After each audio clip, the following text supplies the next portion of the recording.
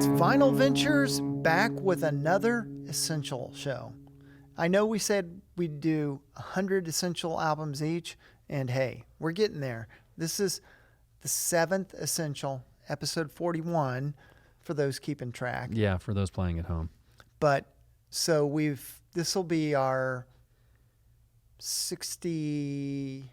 I don't even know. 61 through 70, 60 through 7, whatever. Something like that. Nobody said there being math. Anyhow, we're going to have 10 albums.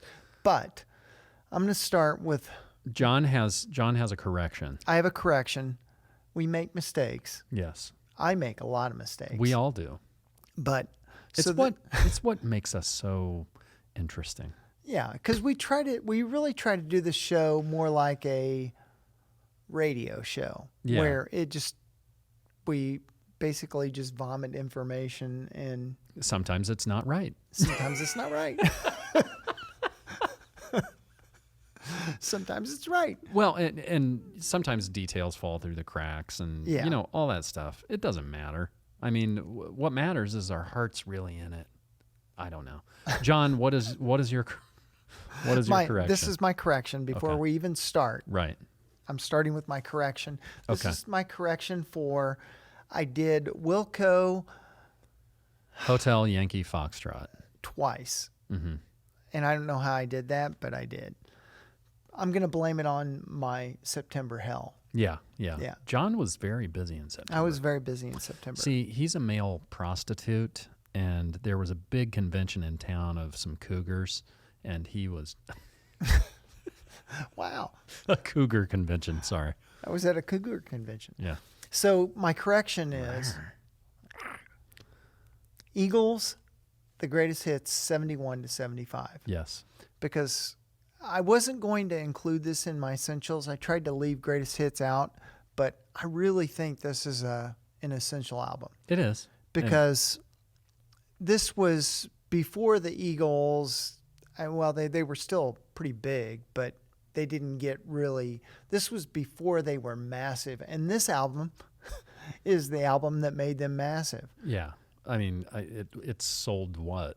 25 million? Yeah, for the longest time, it was this and Dark Side of the Moon were the top 2 selling albums. And then Thriller. Yeah, I mean, you look at the top 10 selling albums of all time, and it waffles back and forth. They're always right up there. Yeah. And it's hard to imagine in a time when, like when I grew up in the heyday, in my teen years, it was a big deal for a band to sell 1 million, to go platinum. Yeah. And that was a huge plateau to reach. Well, this thing, in recent years, they've come up with a new thing, and it's Diamond, and it's an album that sells 10 million copies. And I think this thing has gone diamond 3 times. So that's rarefied air for a pop group or anybody to sell that many copies of an album. They could have retired on this album alone. Yeah, absolutely. Which is amazing. I mean, it debuted at number 4. Yeah. Well, I mean, that was their uphill climb. Yeah. And then Hotel California was 79, right? Yeah. Right. So that was really when, they're at the epitome of rock stardom. Right. Well, I don't think I've had any repeats in any of my essentials, but I'll go back through and double check, and maybe I'll have a correction next episode. I finally had time, and I'm going through, and I'm like, oh my God, I did that one twice. Yeah. Well, you must have really liked it. Yeah. I liked it, but I really... This was one of the first albums I ever bought on cassette for the car. Mm. And what a big deal to have.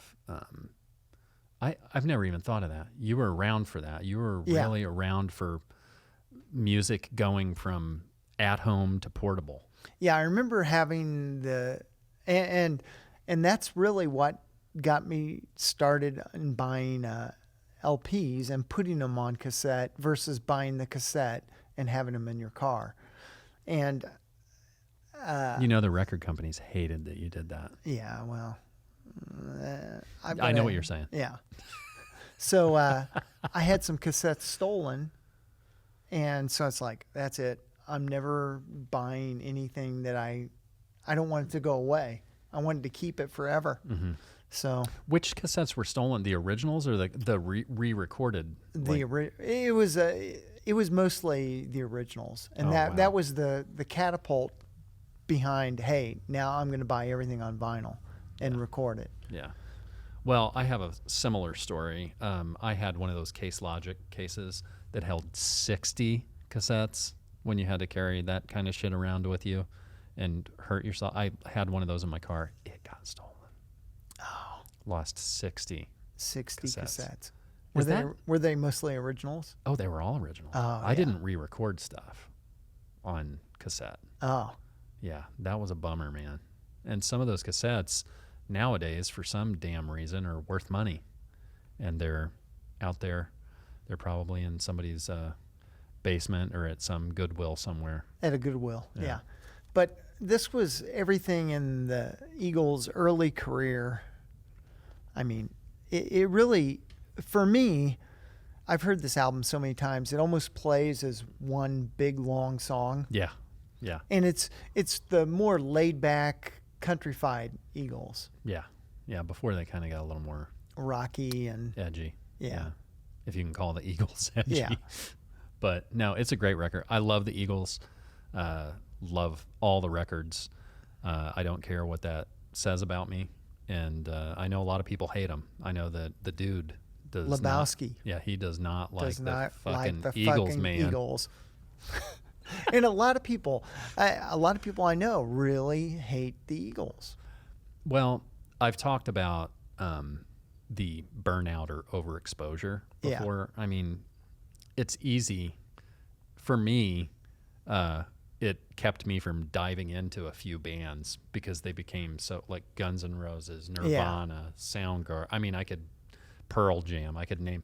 They all seem to be grunge bands, but yeah, that burnout can happen, and Yeah. it's a real thing. But man, these guys, the songs are just great. They are great songs, and It's an undeniable truth that they're a great band, and this album was, I guess that's like a baby eagle, maybe on the cover. well, no, I think it's a Or eagle I think it's skull. I don't Yeah. think it's an eagle skull. I think it's just like a cow skull or something. I think that Timothy B. Schmidt is really into that Western art Yeah. stuff. That makes sense. And I think that might be where that stuff comes from. Did you guys hear the train that just went by? I thought a Johnny Cash song was going to start playing. So that was that's not even my first. No, that's my replacement. That's your correction. So why don't you? You want me to Yeah, go you first? start. All right, my first one is Diary of a Madman, that's a Ozzy good one. Osbourne. Second studio album by Ozzy after he left Black Sabbath. Of course, you've got Randy Rhoads on here. You got drummer Lee Kerslake. It was Bob Daisley and Lee Kerslake who performed all bass and drum parts on the original release. Rudy was on tour, maybe. With Yeah, this? Rudy toured Yeah. on the first tour and this one. Yeah. So basically, Daisley and Kerslake recorded the record, Yeah. and they were the two on the first one too. And Bob Daisley, if you don't know, wrote almost every lyric that Ozzy sang as a solo artist up through, I want to say up through No More Tears in like 1992. Most people don't realize that. He was Ozzy's Bernie Taupin. Yeah, yeah. This record, if it was just the song "Diary of a Madman," I would still consider it an essential. It's just an amazing work for a young guitar icon. This came out November 7, 1981. Recorded in 3 weeks at Ridge Farm Studios in England. In 3 weeks. Yeah, yeah. Max Norman produced it. He's produced a lot of great rock records too. I can go through. We got Over the Mountain, Flying High Again, You Can't Kill Rock and Roll, Little Dolls Tonight, SATO, and Diary of a Madman, which the title track is the last song, which... That's interesting. Yeah, it is interesting. And you've got, Ozzy here in his questionable costume on the back. It's... For a guy like Ozzy to leave Black Sabbath under the conditions that he did, which was basically drugged and drunk out, everybody assumed that whatever he did as a solo artist was going to go Fail. right down the drain. Yeah. And he ended up hooking up with Randy. And hold on just one second. I don't know what the fuck is going on. It's like somebody's taking a pallet jack and just dragging it down That's the all right. street. Don't you guys know we're doing an important podcast here? Anyway, the expectations were low. And that first record, Blizzard of Oz, just surpassed everybody's expectations. And we're still talking about Ozzy Osbourne today. Yeah. What a career turnaround. And what a huge loss to lose somebody like Randy, so young. A lot of question marks. What if? What would he be doing if he was still alive? And we have had on this show a guy, steeped in this history. And if you haven't listened to the Rudy show, go back and listen to it. I think it was episode, I don't know. It was in the first season. You can't underestimate how important this record was to Ozzy and everybody involved. And it definitely stands the test of time. And on vinyl, Diary of a Madman sounds unbelievable. And I mean, you could certainly say that really Ozzy has usurped Black Sabbath. Oh, there's no doubt. Yeah. I mean, which is amazing. Yeah. I mean, he's become a household name when they had that reality show, Yeah. And his career trajectory, despite his attempts to ruin it all, it's just kept going up. He has a new album that just came out like 2 weeks ago. Yeah. Andrew Watt produced it. A bunch. Eric Clapton, Jeff Beck. I mean, there's all kinds of guests on Yeah, it. and he's one of those guys that if the phone rings and he says, "Hey, I want you to be on my new album," everybody's going to say yes. People, it wouldn't be that comprehensible. No. But yes, people would say yes. So it's a great record. It has the bullshit round hype sticker, 180 gram hype sticker. But yeah, that's my first one. And for my real first one, Exile on Main Street, the Rolling Stones. I almost brought this. Really? Yeah, because I love this record. I love the artwork. I love all the goodies in it. Yeah, it's actually a reprint I got on eBay. It's a little beat up, but the records are in phenomenal shape. Great. I love this record. Yeah, and to me, this was the end.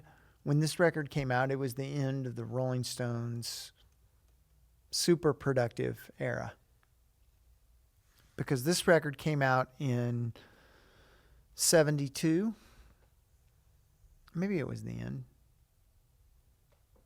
Yeah. Because Beggar's Banquet and Sticky Fingers and Let It Bleed had already been released. And when this came out, it was kind of a back to basics for the Stones. It was very much, hey, let's get back to our blues roots. And that's what they did. It was a double LP. It showcased. It really showcased their playing, which I don't think the Rolling Stones, that they were not a band that often showcased their members playing, but on this record they really did. Has one of my favorite Stones songs on it. Have I mentioned No. what my Tumbling Dice? Tumbling Dice. And Sweet Virginia's great too. this was the band's 10th studio album. The 10th studio. That's a lot of albums for anybody, and it's only 71. Yeah, isn't that crazy? It's kind of like when we got into the Pink Floyd stuff. Yeah. Like how far into their discography Dark Side of the Moon was, you know? Yeah, exactly. The artwork on this is always... Yeah, the artwork has always been fun. I don't know if the original release had this double gatefold. It probably didn't. I don't think so. Yeah. But, I mean, it is a double album, so you never know. Yeah. It's a great one, man. I mean, you can't go wrong. You can't go wrong with anything in that like hyper creative period. Yes. With the Stones. Yeah, I mean, a lot of people claim this is the Stones' best album. Yeah. Which I'm not going to argue. Yeah. It's just one that I think needs to be on the essential list. It's not my favorite Stones album, but it's in the top 5, top 3.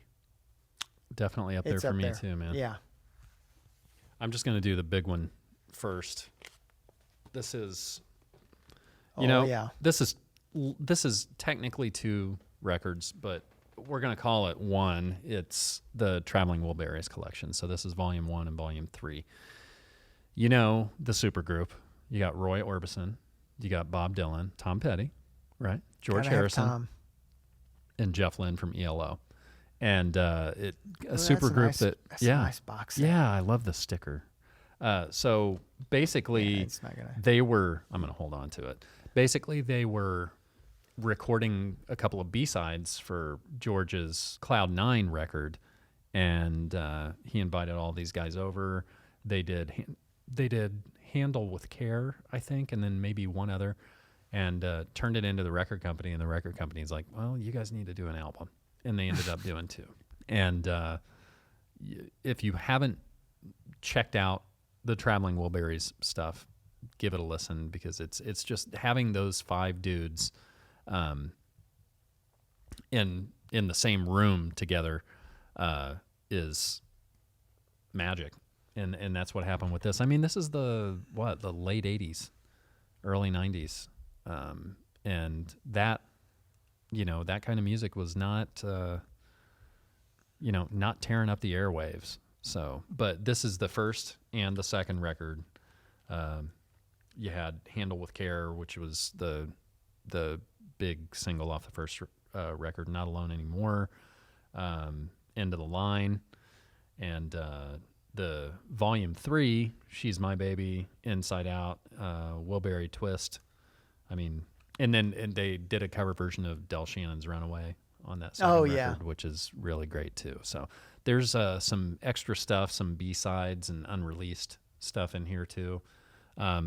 I feel like these 2 records kind of live on their own, and if any of you guys have an issue with me calling 2 records 1 essential record, take it up with John Wheeler.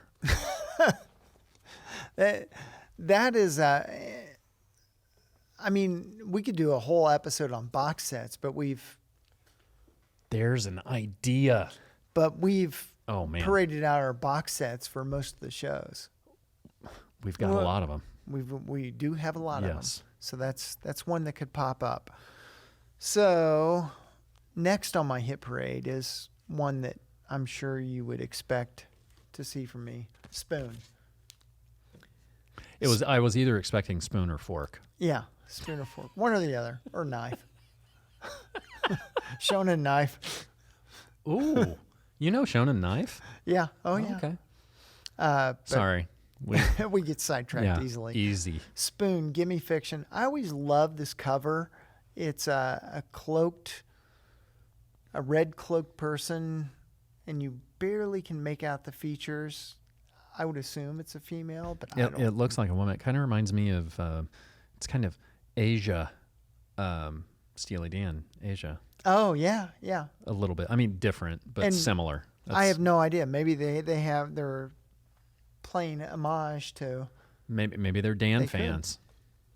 I'd be very disappointed if they were. Oh, ouch. But there's some great tunes on here. This kind of starts off with a different vibe for Spoon, because Spoon started with a very punky vibe. I mean, their first LP was full of fast songs. Yeah.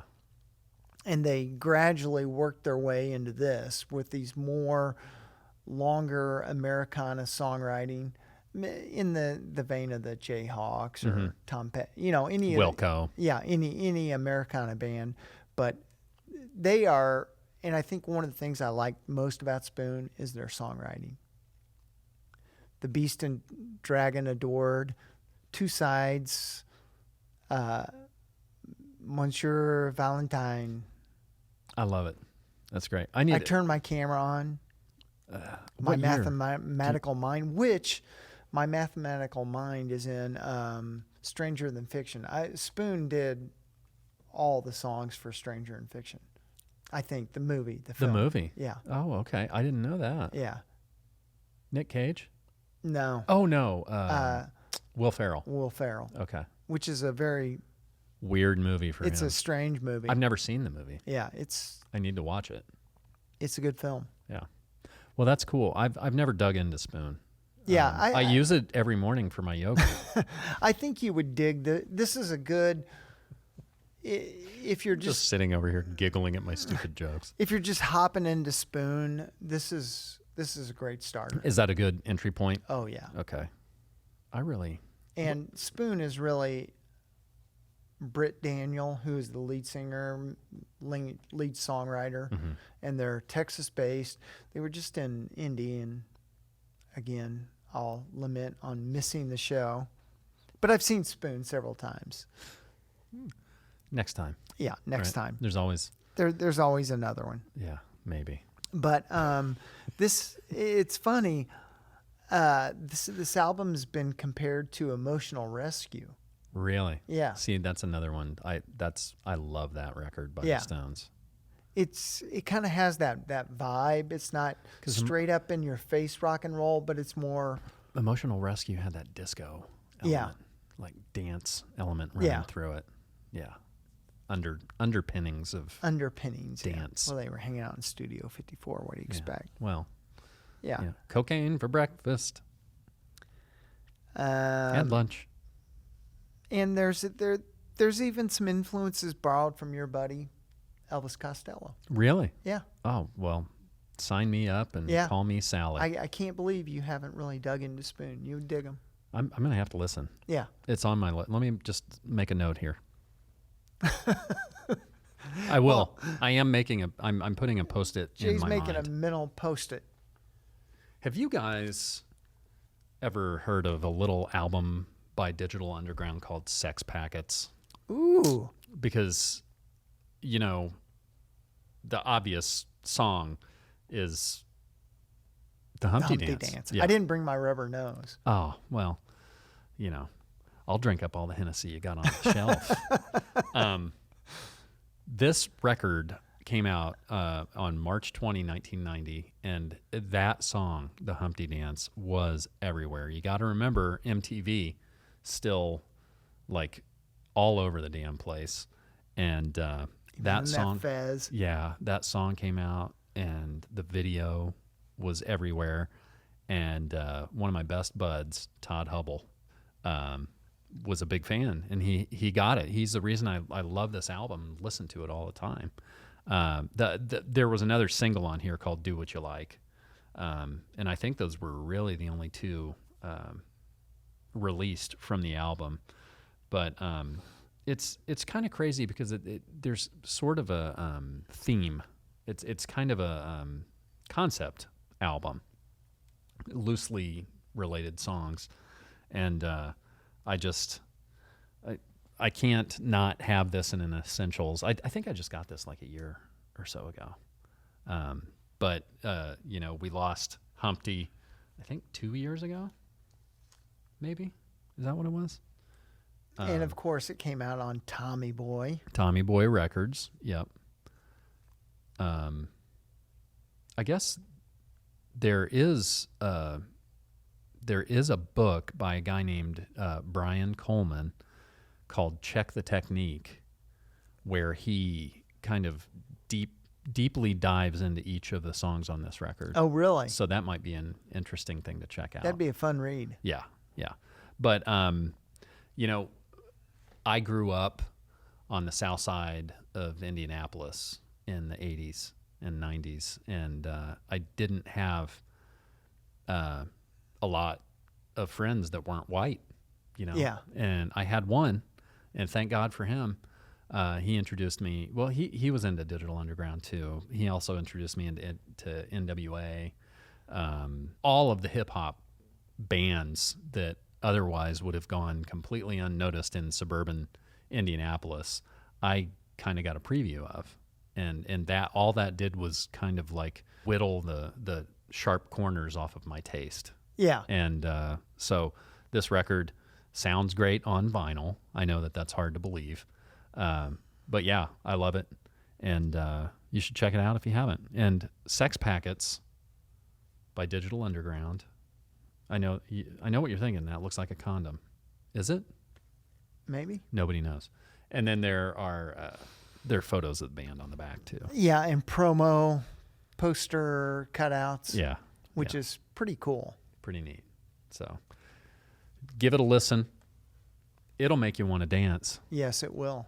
I did not expect that one from you. No, well, you gotta include some. You gotta branch out. Yeah, you do. All right, so next, and what was the album that Michael Young told you to get? Radiohead, In Rainbows. That's so funny. It's like Michael's on the show, but he's not even on the show. Welcome to the show, Michael. I saw him at a record store yesterday. In Rainbows was, I'm going to guess 2003. Am I right? No, 2007. Oh. This was, so Radiohead had already escalated to kind of a big underground listening, and this was a bit of a departure. It was more, I don't want to say it was more mainstream, but because their first album was as mainstream as you get with Creep. Yeah. And that kind of, I think they were surprised by the way that took off, because they're like, now we can really do what we want to do. Yeah. And the rest of their music is not like that first album. Not at all. No. Pablo Honey is very different from everything else they did. But when this came out, it what did it? Let's see where it charted. I think charted. I think it actually charted pretty high. I think it did chart very high. I mean, a lot of people will say Kid A is better, but this is I mean, I don't want to say it's more mainstream, but it definitely has more vibes that would appeal to more people. So I guess that's more mainstream. There I go saying.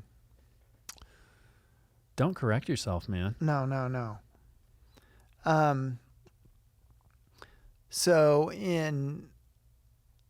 when they announced that this album was coming out, the cool thing with this, you could pre-order the MP version of the album for any amount you wanted to pay. That's so right. It was legendary when it came out. Yeah, because they said it's available digitally. Pay what you like. Yeah, pay what you like. Isn't that interesting? I forgot that they did that. Well, in 2007, nobody paid anything. I'm guessing. Yeah, so Napster was huge, and all these illegal streaming services and sharing services were huge. On fire. Yeah, so they tried to get ahead of the game and say, hey, pay what you like. I totally forgot that. That's been 14 years ago now. Yeah. Or 50, almost 15. Yeah. Well, didn't the first iPhone come out in 2007 also? I think so. Yeah, because the first iPhone, when iTunes became a thing, really changed everything. Right. With music. Yeah. Well, I mean, it was gradual. Between iPods and iPhone. Yeah. Yeah. But the iPhone really changed it. Yeah. Well, that's crazy. I totally forgot about that. Man, that seems like just yesterday. I remember hearing that. I don't remember where I heard it. It was probably on a radio station, but they were basically, pay whatever you want for the new Radiohead album. Yeah. That's cool. what a memory. So now that since Michael Young suggested I dig into this, and it's now on your essentials list. You got to listen to it. Yeah, I got to. And Radiohead's one of these bands that, again, the whole album is like one big long song because it's very, I don't want to say it's very dance hall. It's very background. It's a lot like, they remind me of Pink Floyd because like they're new. Yeah, they're kind of like a newer Pink Floyd. Yeah. Where the songs all kind of run together and occupy one space. Huh. Yeah. I guess I've never really heard them likened to that, but it makes sense. Yeah, because Radiohead, I mean, for the people who love Radiohead, they really love Radiohead. Yeah. They're serious. Yeah. Radiohead people are serious about this band. Yeah. They can do no wrong. Right. It's kind of, I hate to say it, but it's almost kind of like a cult. It really is. Yeah. Because they're very protective of the band and Yeah. the records and their legacy. It's really interesting. I'll drink a little Kool-Aid and give it a listen. How about that? You need to. All right. Well, John already saw this earlier, but I'm going to show you. Had a couple Coltrane records on my essentials list, and this just happens to have been re-released last week, I think. This is Blue Train, which was released in January 1958 by Blue Note Records, recorded in the Van Gelder studio in New Jersey. This is, according to a lot of biographers, this is John Coltrane's favorite recording that he made, and it's just an essential. And look at the back. I mean, it's everything we talk about with the bio stuff, and then you have the personnel here, and you got the photos, studio photos there. This is my mono version. Blue Note released a mono version and a stereo version. The stereo version's 3 records, and it has everything they recorded on it. This is just the mono studio version. And you guys know how I like mono records, so that's the one I brought. And there's someone on here that we've talked about before. Here's the best thing about it: Blue Note 1577. Yeah. So that was the 1577th release. Well, yeah, I don't know how those numbers actually. I don't know how they came up with those. I mean, I don't know if they actually mean that or if they're just arbitrary. It'd be interesting to find out. Yeah, I'm going to guess they mean that. Huh. Well, that's cool. On this, you have Lee Morgan on trumpet, Curtis Fuller on trombone, Coltrane on tenor, Kenny Drew playing piano, Paul Chambers on bass, and our friend Philly Joe Jones. Oh, yeah. From the album, well, I think that was the Wild Cards. Yeah, the Wild Cards, the Dracula. Yeah. Blues for Dracula Yeah. record. Yeah, well, that's Philly Joe. That's playing cool. drums with John Coltrane.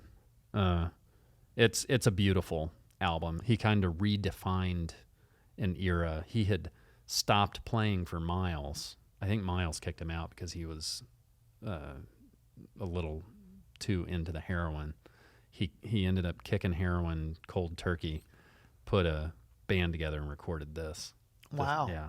So it's a great one. And like I said, these Tone Poet releases, man, they really don't break the bank, and they're so nice. Yeah, they're really well done. And it's so good to see a classic label like Blue Note coming back to prominence thanks to Don Was. Yeah. He's righted the ship. Yeah, for sure. Which is great. They're like a preeminent record label now. Yeah. I mean, and they've always had that reputation, but man, he's done great things. That's neat. Yeah. Because it's a legacy. Yeah. These records are going to be revered the way the original records have been. And that's the way it should be. Yeah. What's your next grab out of the bag? Next, Arcade Fire. That sounds Funeral. dangerous. What is it? Funeral. Another band I just haven't dug into. Arcade Fire is not everybody's cup of tea, for sure. And I don't know that they're talk singers, but maybe they are. But it kicks off with Neighborhood Number 1, then it rolls into Neighborhood Number 2. That's an odd choice. Yeah, I wish they would named every song Neighborhood, but there's Neighborhood Number 3, Nice. Neighborhood Number 4. It just goes on and on. Are you just a fan of all of their stuff, or? No, I like all their stuff. And some of it I like more than others. I would say definitely this and The Suburbs are my two favorites. And I love the artwork on this. It's like a hand with a quill pen, a true quill pen. Yeah, that is cool. I think Arcade Fire, if we're trying to, put them in a vein, there may be like a David Byrne type band. Oh man, okay. Yeah. So like the opening act we saw at the David Byrne show. Oh yeah. That would be, when I saw Arcade Fire in concert, it was one of the most amazing shows I've ever seen, because they had the way they did their cameras for their big screen behind them. They had a bunch of little micro, they're probably GoPros, but they were right in front of everybody. And they'd switch between all those cameras. Weird. It was very different. Is it performance art ish? There's a lot of them on stage. Yeah. They're into the performance, but they're into the music. I mean, they were music first. Yeah. And Win Butler, the lead singer, I mean, he's very. I think if you're putting him in a bucket, he's a very woke individual. Mm. He's very into like do the right thing, be green, and that's just who they are. Yeah. Well, I mean, that's a generational thing too. Yeah. This came out in 2004. 2004. Yes. Oh, I would have found that if I would have read a little further. But I was never... reading through your notes. Yeah. But I didn't see it quickly. And we don't like homework here at Vinyl Ventures. Although he's got 8 pages of notes. Yeah, I should have whittled down my notes. Yeah. I should have edited my notes. That's okay. But it's teamwork makes the dream work, man. Very true. It's, again, I'm going to go back to the old phrase that kind of I use often. It's a dirge. Yeah. A funeral dirge. You like the dirgy. I like that. I like that kind of, I don't want to say it's melodic. It's just like what do you call it? Environmental? Environmental, yeah. That's not the right word. No, that's a very good way to put it. It's very much atmosphere. That's environmental atmospherics. Atmosphere. Yeah. It sets a tone. Okay, cool. I dig it, man. So yeah, it's not something you'd have on for a party, but it's great music to read a book by. What if you found yourself in the middle of an arcade fire? It'd be perfect. Would it be perfect? Yeah. Sweet. Because the fire's going to burn you up and you're going to go to the funeral. I set him up and he knocks him down. So this is the band. This is music from Big Pink. This is their first record. And, I had a tough time choosing between this and the self-titled record. And I decided to go with music from Big Pink.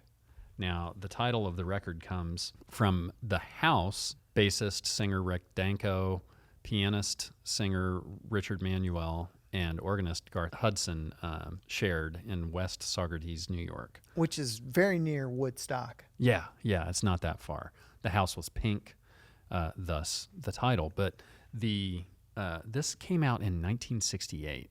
I don't know what idea you had about the band, but I mean they were Dylan's touring band. Yeah, and kind of went out on their own and put some songs together, and this album came out, and the big song from this is "The Weight." That's kind of like their classic song. But you also have "Tears of Rage," "Long Black Veil," "Chest Fever," which is a great song. "This Wheel's on Fire," "I Shall Be Released." When we are talking about bands like Jayhawks or Wilco or Uncle Tupelo or any Americana bands, this is the band literally that all of those came from. And they were living in that house kind of all together and recording music. Yeah. It's crazy because, the band kind of fell apart, I think, in the mid 70s. They broke up, had the last waltz, and then, we've lost a few of them. Yeah. Still have Robbie Robertson, who's kind of like the leader, the band leader, guitarist. But man, everything they did was purposeful. And when you listen to it, they didn't put out a huge amount of albums. No. But when you listen to it, it's pretty inspiring. And I love the artwork on here too. Yeah, that's. Oh, here's the back with a picture of the house on it. So. That's cool. Yeah, this is a Capitol, I think 75 release that I got.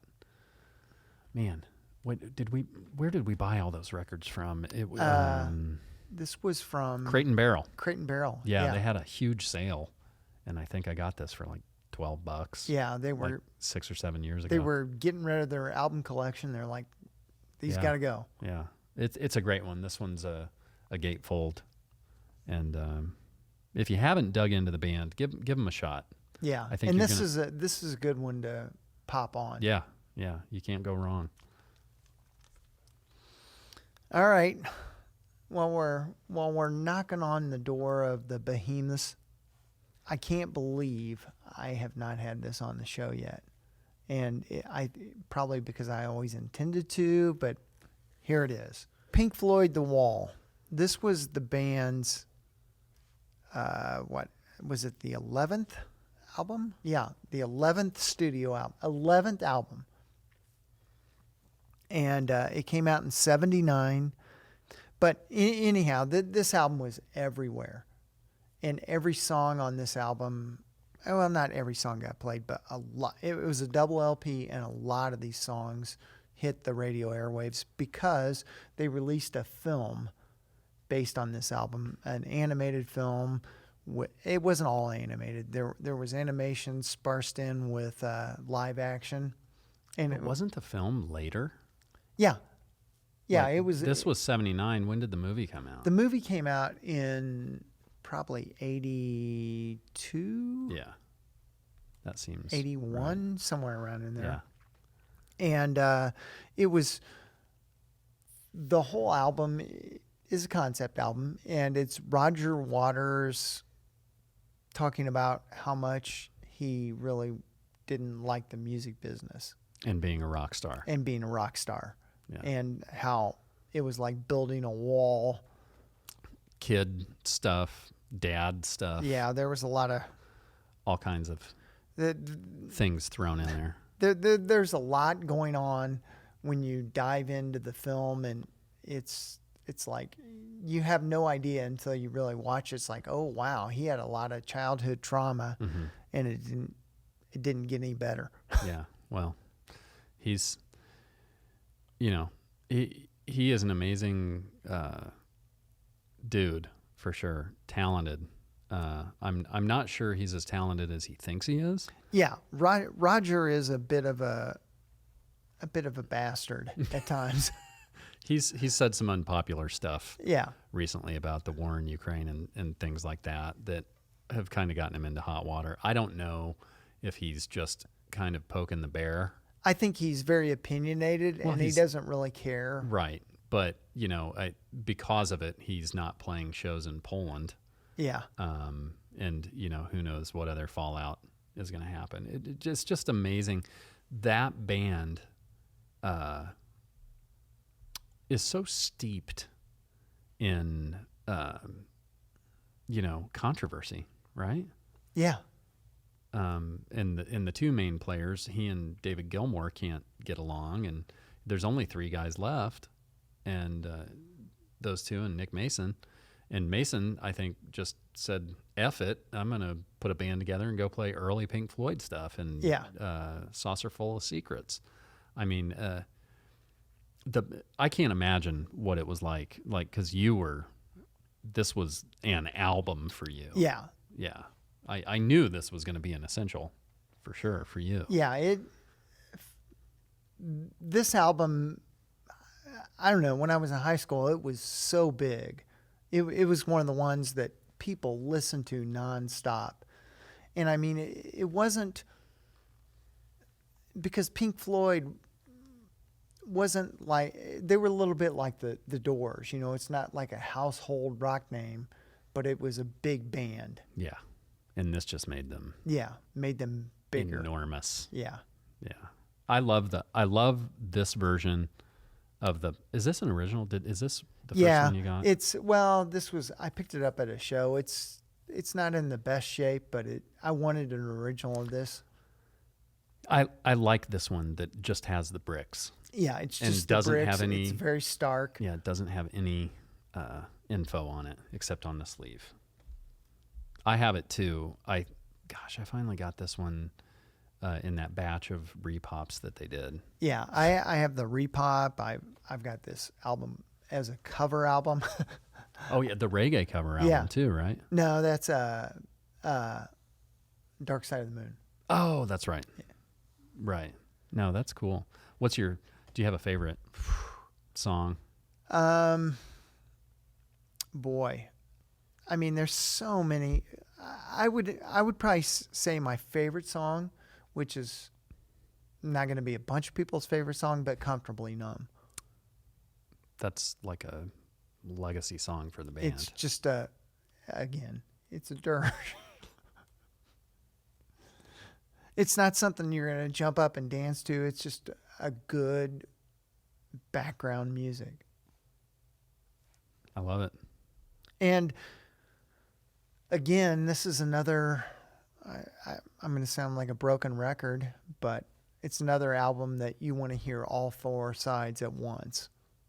It's almost a crime just to pick off one or two songs. You got to listen to all four. Yeah, well, people's attention spans That's true. are not the same anymore. But yeah, I tend to do that even with digital music.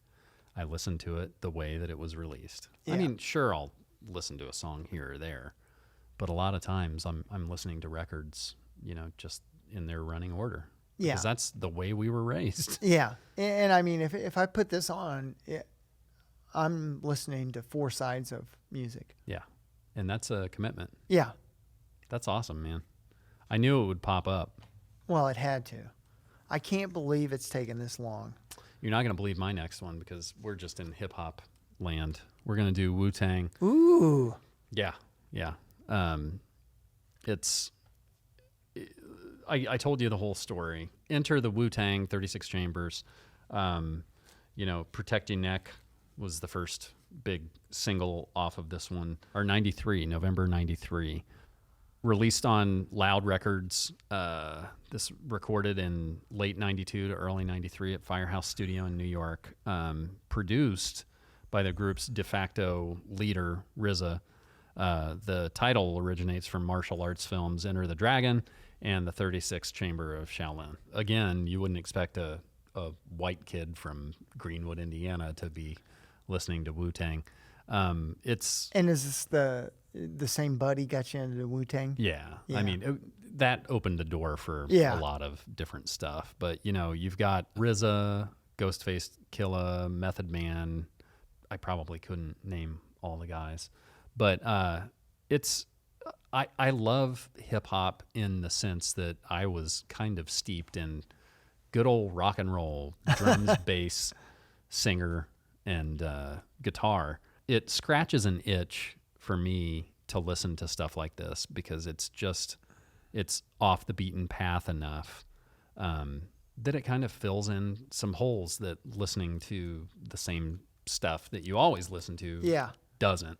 a lot of people consider this like a touchstone of hardcore hip hop. The record starts with Bring the Ruckus, Clan into Front, Wu-Tang, Seventh Chamber, Can It All Be So Simple, Method Man, like I said, Protect Your Neck, Wu-Tang Seventh Chamber Part 2, and Conclusion. It kind of has a theme running through it too, and it also makes use of a lot of what we were talking about earlier, sound snippets from martial arts films and different things like that. And it's a great listen, even if you don't necessarily think it's your cup of tea. I like the back because you have the running order and then just basically all of the liner notes down there at the bottom, which is kind of a cool, different approach. And here you go. You got the parental advisory on it, so you know what that means. It's got to be good. Now, was that a difficult? Because I know for a while some of their stuff was really hard to get. No, I mean that's a repop. Yeah, it's a repop. I've probably had it like 3 years, maybe. Yeah. And some of their stuff is difficult to get, and but no, it's an essential for sure. All right, to surprise you. You love surprises. I do. Dave Brubeck. Oh yeah. And this is not the original Time Out record. This is Time Out outtakes. And the whole reason I came upon this, I got to give the backstory. Yeah. So the Brubeck brothers, his sons, did a live show at a place in Indianapolis or in Carmel called the Palladium. There's a Center for Performing Arts, and I did AV for them. So it was fun to see those guys play their dad's songs live, and they told stories about their dad and kind of gave you background of their father, which I didn't know this, but Dave Brubeck he was in World War II, and he was at the Battle of the Bulge, and they had a Christmas party, and they're like, we need somebody to do piano, and Dave's like, I can do piano, and it was for an Andrews Sisters type of a band. Performance. So Dave played piano, and at that point, a general, maybe even Patton, I don't know, but some general said, you're not going back in the field. We're going to pull you out, and you're going to be part of the performing band for the military. Army. Oh, that's cool. So that may have saved his life playing a piano. Right. Yeah. How cool is that? So that's super cool. But this album is super legendary. I mean, it came out in 1959, and by that point, Dave was a massive artist. Mm-hmm. I mean, he was like, I think it probably hit number 2 when it came out. Kind of brought jazz to the masses. Yeah. Dave was one of those guys who appeared on shows with Walter Cronkite. He was all over the place. Yeah. I mean, he was the music artist that everybody wanted to have on. Right. He was like the 50s Bono. Wow. And it's funny, presidents have talked about, Clinton, Obama, they all love Brubeck. I love Brubeck too. Yeah. It's just a different take on the original Time Out album, and the tracks are not quite all the same. There's a couple of additional tracks on here, and a few are omitted, but the standout tracks are on here, like Kathy's Waltz, mm-hmm. and it's a jazz album for non-jazz album lovers. There you go. Did you notice the hype sticker? Yeah. It's just like his glasses. Yeah, his glasses. It's very cool. The glasses. That's a cool package. Oh man. And every picture you see of them, they're just having a blast. Yeah, Dave is always smiling. Do you know when he died? Am I sideswiping you here? No, I don't know for sure. Okay. How old are his boys? His sons are, gosh, they've got to be in their 70s 70s. or close. Yeah. That's so cool to carry on the legacy of someone like that and be a musician yourself, right? Yeah. And to do it, I mean, that's got to mean so much to them to have that opportunity. Yeah, it was a cool, it was one of those emotional celebrations. It's like I had no idea how special this guy was, and you know, you do something, you're at the right place at the right time. It's really cool. I remember when you told me that. Yeah. I thought, wow. It was pretty amazing. And this Time Out was one of the 50 recordings chosen by the Library of Congress to be added to the National Recording Register. Yep. It's a classic for sure. Man. Yeah. You didn't expect that, did you? No, probably about as much as you expected Wu-Tang. Yeah. Okay. This one. This one's getting a big new box set release thing coming up in November, I think, or maybe October. Anyway, Revolver, The Beatles, Taxman, I'm Only Sleeping, Here, There, and Everywhere. She Said. I mean, do you need me to go through all of them? When you start listing Beatles songs on a Beatles album, everybody's like, "Oh, I know that song. I know." You know all the songs. All of the albums are greatest hits. Yeah. It's crazy. I mean, we talked about the Jet album earlier, kind of having some similar art on it. I've always loved this. Yeah. Because they're mixing, artwork, line drawings and hand drawn portraits with actual pictures, and I love the picture on the back too. Yeah. This is my stereo copy. Man, I'd like to get as many Beatles records in mono as I can, but that mono box set is steep. But you've got, just listen to the songs. Taxman, Eleanor Rigby, Love You Too, Here, There, and Everywhere, Yellow Submarine, She Said, Good Day Sunshine, For No One, I Want to Tell You, Got to Get You Into My Life, and Tomorrow Never Knows. That is a jam-packed Beatles album.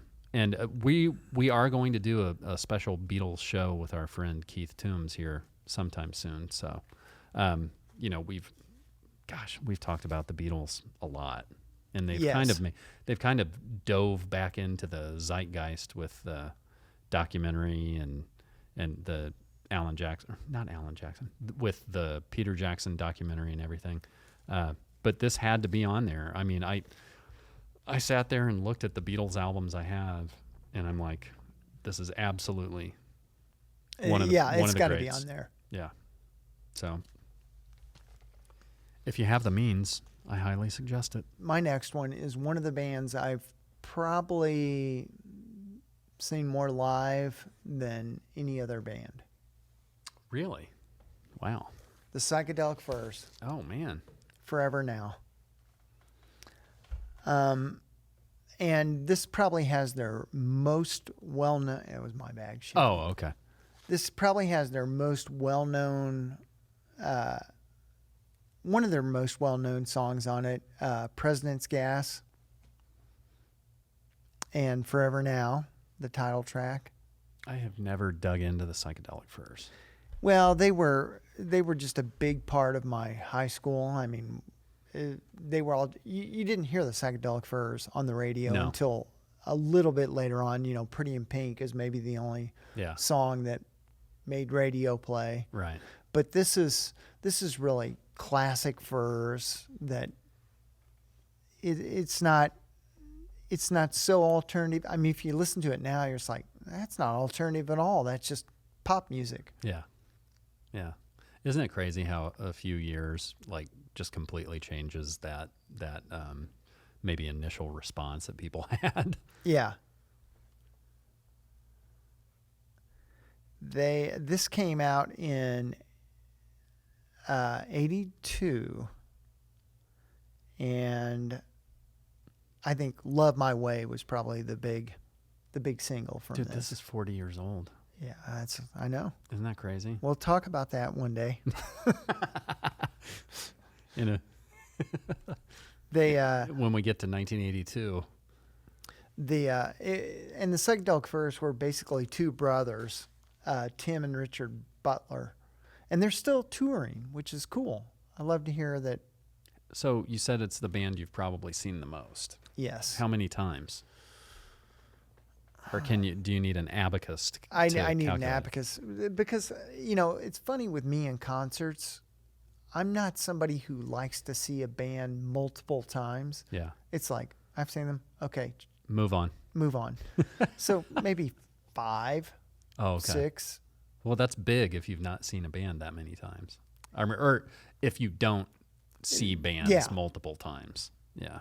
Yeah. That's cool, man. That's just not something I usually go after. I love the artwork. I mean, this is definitely the 80s. Oh, it's the 80s. You have some day glow and full of colors. And and kind of Andy Warhol pop art looking stuff. Absolutely, yeah. And then the back it just continues the theme. And is this an original? Yeah, this is an original. Check out who the producer is in the yellow. Oh, wow. Todd Rundgren. I did not know that. I didn't know he produced that. That was when Todd was dipping his toe into producing quite a bit. Yeah. And so it sounds good. Yeah. Yeah, absolutely. That's cool. Well, I'm going to have to check them out. Yeah. Let me make another note. The Todd Rundgren sold it, didn't it? No, I did. Honestly, dude, I have so many blind spots. As much breadth as there is in my taste, there's just so much stuff I've never listened to. And in a time when you can listen to anything for free, that's just ridiculous. And they always had horns in their music, so there was saxophone, and it's a very different type of rock music. It's very much reflective of what was going on in the UK at the time. Yeah. Because the UK had a lot of reggae, and reggae is always a big influence in a lot of those 80s bands because that's what they grew up listening to. Yeah. And we weren't, for some reason in the US, reggae just wasn't as big. Until the Police. And the Police grew up on the same kind of music. Yep. I mean, all those bands were the same way. Mm-hmm. The Police is just a crazy arc of a career, isn't it? Yeah. You go from a Sex Pistols groupie to a lead singer. Yeah. Man, it's crazy. That's awesome. I'm gonna have to give them a listen for sure. My next one is Ryan Adams, Prisoner. Ryan has gotten some bad press the last couple of years for doing naughty things. Yeah, well, he's but this is, believe it or not, this is his 16th album, and Wheels is just throwing shit all over there. His 16th studio album came out in 2017. This album received very good reviews. It's basically a breakup album. His wife and his girlfriend and wife, same person, just decided to leave, and nothing inspires good rock music like Heartache. It's a great album. Do You Still Love Me is on here. That's a great one. Haunted House, Shiver and Shake. To Be Without You is probably the standout song on here.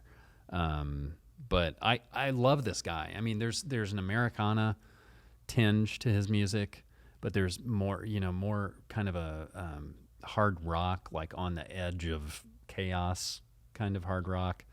And his Tightrope's another great song on here. His songwriting have you ever listened? Yeah, I know Ryan Adams. I don't know this particular album well, but I know that he was kind of the impetus behind, and it's going to sound weird, but the Omaha music scene really kicking off. Yeah. And there are a bunch of other bands. There was a band that I really liked from Omaha, and it was all because of Ryan Adams. Yeah. It's weird when one artist can kind of create a music scene and a bunch of other bands come out of that music scene. Yeah, he was in, what was the name of his band that he was in before striking out on his own. I think Whiskeyville. Whiskeyville, yeah. Yeah, and those records, I don't have them. They're very alt country-ish. Yeah, alt country. I need to grab them. Our friend Kevin is always playing those Whiskeyville records, and I need to check them out. But the crazy thing is, I just said that this is the 16th studio album by him, released in 2017.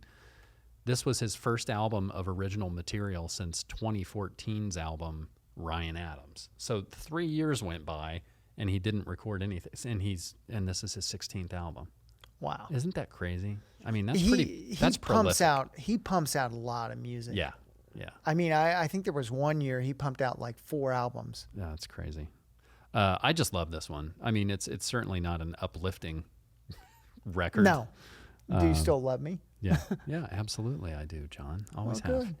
Good. This is definitely one of my favorites of his. And there he is on the back, playing live, playing his Strat, wearing his jean jacket. With We need to get him a Vinyl Ventures button. Yeah. I wonder if I sent him one if he put it on. He would. Okay, I'll do that. Check out Ryan Adams, guys. Nice. So next up, the National Boxer. And the National, I saw them, they opened for Arcade Fire. You're noticing a theme? Mm-hmm. Yeah. And this album, for whatever reason, I mean, the National have, God, I don't know how many releases they have, probably 10, but this one is really the one that where everything came together. And I'm trying to remember my favorite. It's another one of those albums that not one song really stands out, but the whole album together is like really does it for me. I love the cover. Oh yeah, the cover is just gorgeous. So the first time you heard these guys, they were opening for Arcade Fire? No, I'd heard them before that, Oh, okay. but this was their 4th release, and it was a follow up to, was it Alligator, which critics loved, and when this came out, they're like, oh boy, they've taken it to another level. That's cool.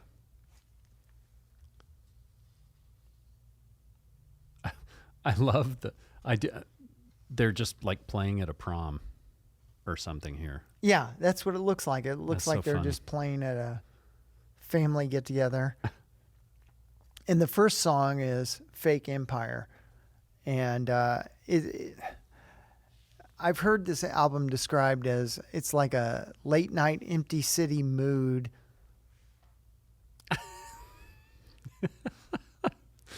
So it's very much in that dirge kind of low hum vibe. Like under the radar. Yeah. Your jam. Yes. That's without a Wheels jam. Any standout tunes? No, they're here? again the whole thing, just the Boxer. Yeah. Yeah, it's really. Yeah. That's awesome. That's what I love about doing this show. I mean, you know, I'm talking about one thing and Wheels is on the other side of the spectrum talking about another, and we meet in the middle. There is one song on here, Ada, the second to the last song, and you know who's on piano for that song? Elton John? Sufjan Stevens. Oh, okay. Who I've talked about before. Yeah. What band was he in? He's just solo. Oh, he's okay. Yeah. Okay. Chicago artist. Yeah. Oh, he's the one that did the Illinois record. Yes. Boom. Illinois. See? Illinois. See, it comes back. Yes. It may not always get called up at the right time, but it comes back. All you vinyl venturers out there will remember him talking about that. And Yeah. if you don't, go back and listen. Yeah. That's cool. So Boxer by the National. Pick it up. I dig it. Well, now we come to the time when I whip out a Jayhawks album. All right. Rainy Day Music. I love this cover. Yeah, I do too. It's very cool. This is the 7th album by rock band The Jayhawks, released on April 8, 2003. So this is almost 20 years old, which is absolutely crazy. Basically, the Jayhawks were a trio at this point with Gary, Mark Perlman on bass, and Tim O'Regan on drums. And, there are other musicians coming in and out. I think that Matthew Sweet played on I'm a pretty couple sure of these that's records. Yeah, I'm pretty sure that's right. This is the re-release. When these came out in 2014, I bought all of them. They re-released basically all of their records, and I got them all. And so this has got an expanded set of bonus tracks on the back. Mr. Rick Rubin. Mr. Rubin. As the executive producer. Produced by Ethan Johns. Stumbling Through the Dark, Tailspin, All the Right Reasons, Save It for a Rainy Day, fantastic song, Angeline, You Look So Young, Stumbling Through the Dark, Reprise. You just can't go wrong with it. It's rainy day music. Yeah, I heard this all the time on one of the radio stations I was listening to, and it just kind of reiterated to me that I'm a huge Jayhawks fan, and have been ever since, 20 years running. So. Have you ever listened to this record on a rainy day? No, I don't think I have. I probably have. I've need listened to do to it a that, million times. Maybe you can come over the next time it rains. Next time it rains, we'll just put on the Jayhawks and have some bourbon. Have some bourbon, and maybe listen to some Psychedelic Furs. Maybe listen to Arcade Fire. Yeah. All of them. All of them. I don't need to belabor this. You guys know how much I love this band. You guys know how much I've annoyed Gary Louris every time I've met him at a show. Oh, damn, it's this guy. He's the Flash. The Flash. All right, so... Geez, I think I have one more.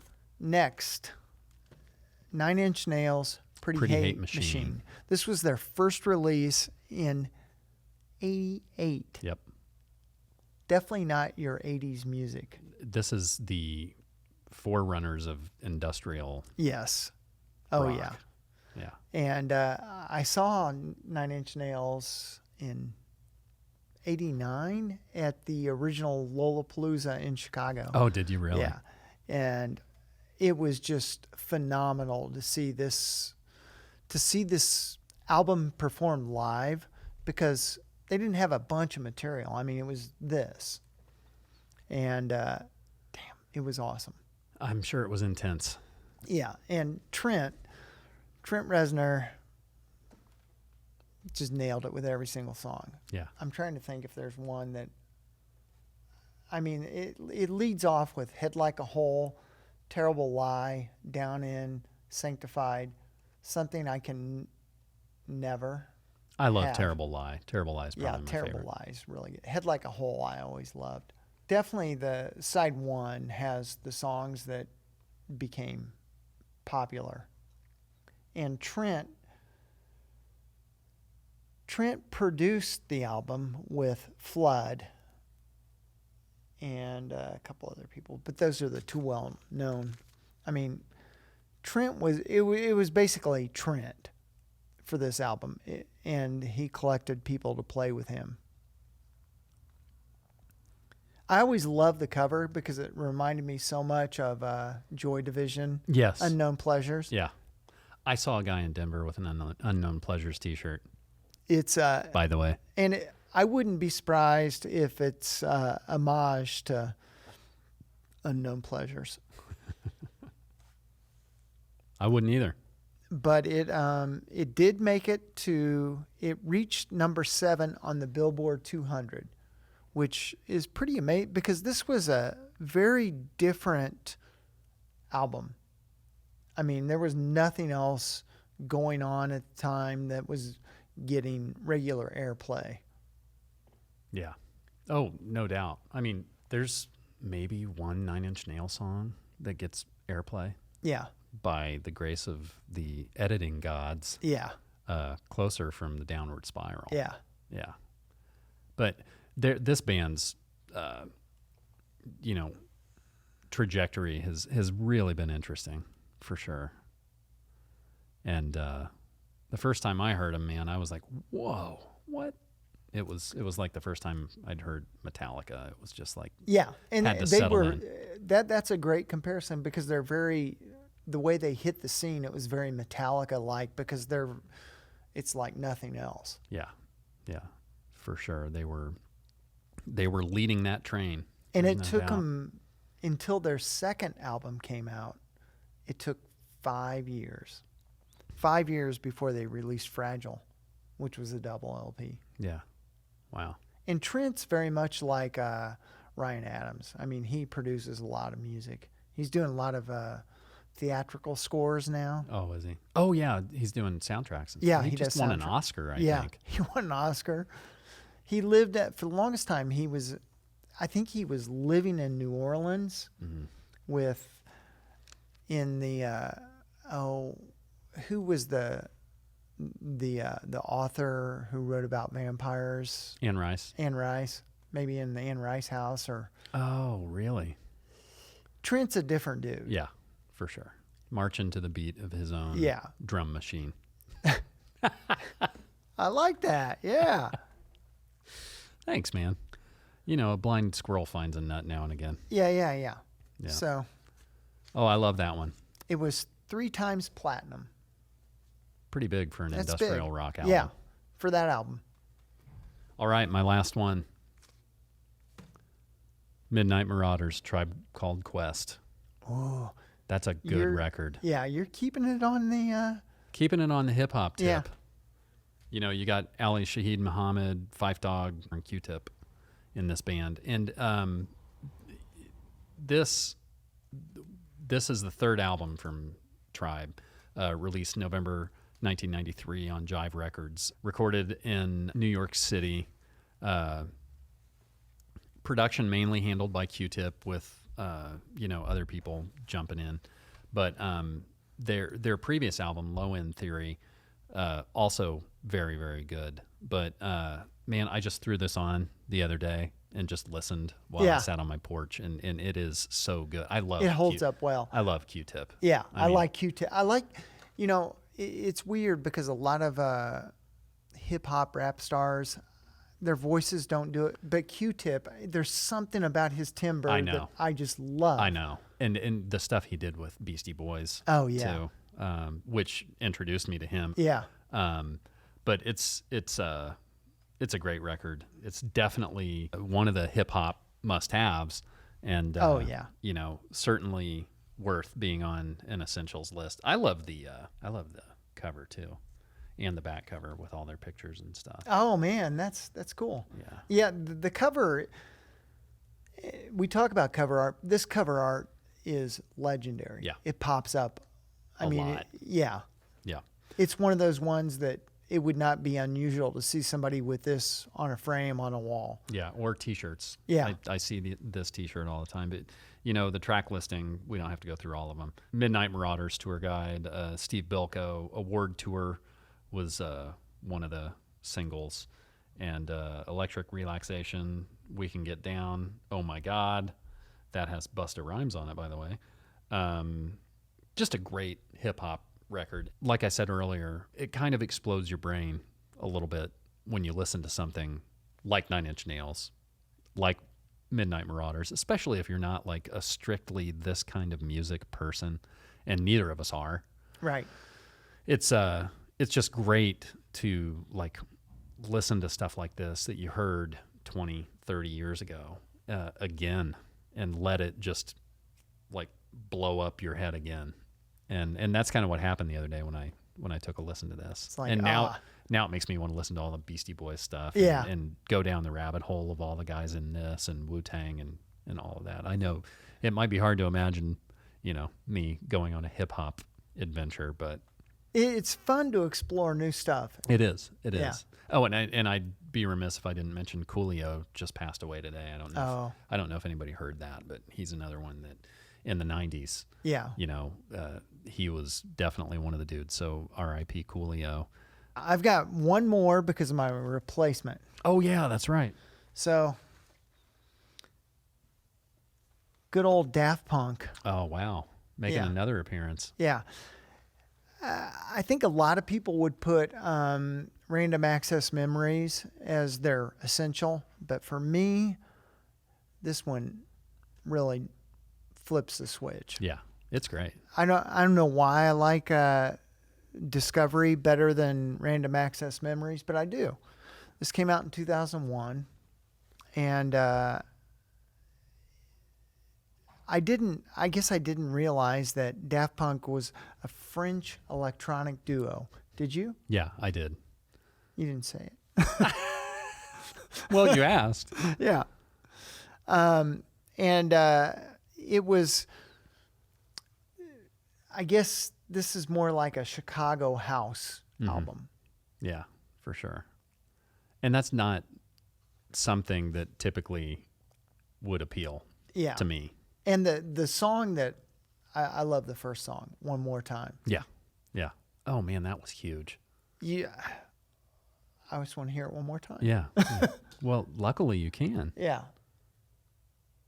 Harder, Better, Faster, Stronger is another great song on here. You know what I just got recently is the Tron 2 Yeah. Tron Legacy soundtrack, which Daft Punk did.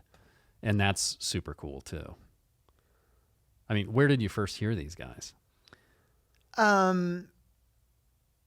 In my musical outlets, they were kind of always a band that played, Yeah. and it's like, ooh, I want to get that. But their albums are not super easy to find. No.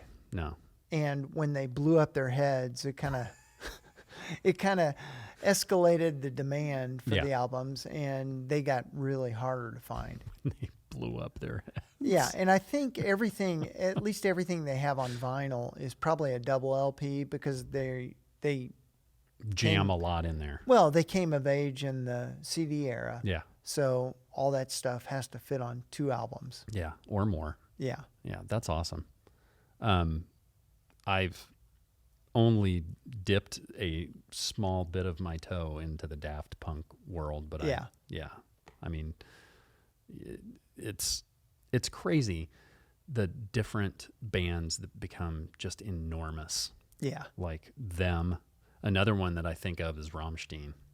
Oh, know, yeah. Those, I mean, totally different kinds of bands. But Yeah.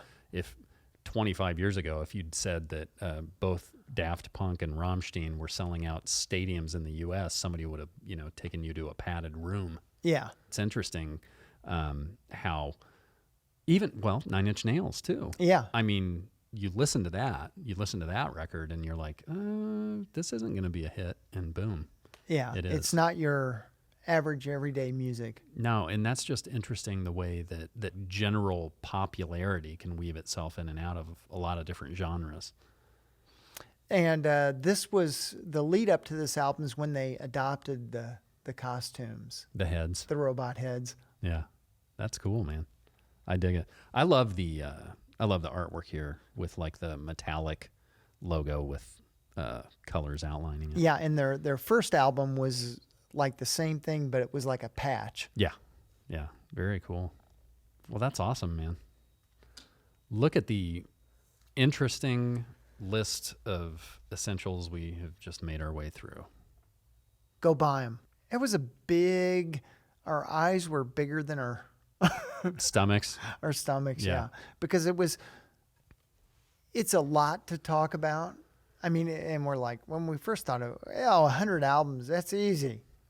It's a lot of records. It's a lot of records. I mean, when I collect 10 for each show, I'm like, damn, that's a lot of records. because you're making decisions like, do I leave this one off the boat? Right. Does this one come? Yeah. It's And crazy. I know there'll be some we left out that we'll be sorry about. But Well, we can always update it. I mean, we can come up with new ways to talk about albums. yeah. At least we didn't do 1,000 albums to hear before you die. Oh, Jesus. That's not going to happen. No. Well, I don't know. Like, it surprised me today when I was thumbing through my stuff. Yeah. I was like, man, I got a lot of records. We could do that. Yeah. That would be less a show and more a written thing. Yeah. That maybe we could write in some periodical record rag that would let us take up space. I don't know. It's a good idea. I mean, after we get done with these essentials, we're going to have to come up with some other show ideas, which brings me to my next point. All of you guys listening, hanging in there, give us some show ideas. I mean, please do. Yeah, we'd love to hear from you. We're trying to be more active.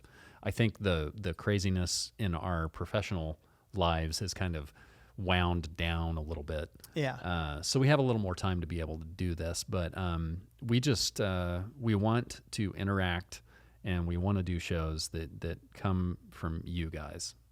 Like I said a couple episodes ago, I mean, we've got some decent ideas, but I know that there's some really good ones out there. And coming to the end of this essentials thing really feels good, doesn't it? Yes. Kind of feels like you're, that Chariots of Fire music is playing and you're like 100 yards from. Yeah, we're getting close to the finish line. Yeah, the ribbon is in sight and we're going to break it. Even share your essential ideas with us too. I'd love for, even if it's just 10 or 20 or however many, everybody loves lists. So go ahead and send those to us too. Is there anything else that we've not mentioned? We've covered it. We've covered it. So essentials number 7 has come to an end. In the book. Oh, that made a lot of noise. We're just charging forward to finish off this 100 or 200, as it were. But we want to thank everybody out there for sticking around, listening, coming up to us, talking to us at shows, record stores. It's been a lot of fun. And we look forward to even more fun. I mean, live shows have come back, as you mentioned. Things are a little overwhelming in that department right now. Yeah. I'm really looking forward to going to a couple more record shows here before the year is out. And, we may even do a Christmas show this year. What do you think? Ooh. Best Christmas records. Whew. That's A big maybe. I don't think John likes the idea. Anyway, thanks to everybody out there for listening. For John, I'm Jay, and we'll see you all the next time around.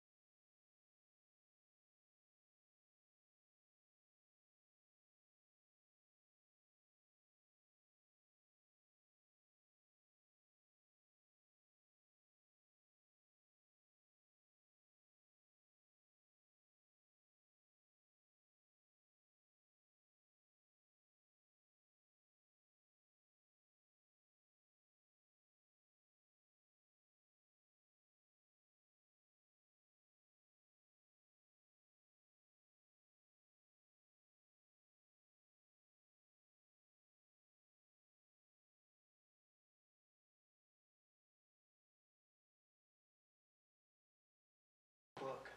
Oh, that made a lot of noise. Essentials number 7 is in the book, and we're just charging forward to finish off this 100 or 200, as it were. But we want to thank everybody out there for sticking around, listening, coming up to us, talking to us at shows, record stores. It's been a lot of fun, and we look forward to even more fun. I mean, live shows have come back, as you mentioned. Things are a little overwhelming in that department right now. Yeah. I'm really looking forward to going to a couple more record shows here before the year is out. And, we may even do a Christmas show this year. What do you think? Ooh. Best Christmas records. Whew. That's A big maybe.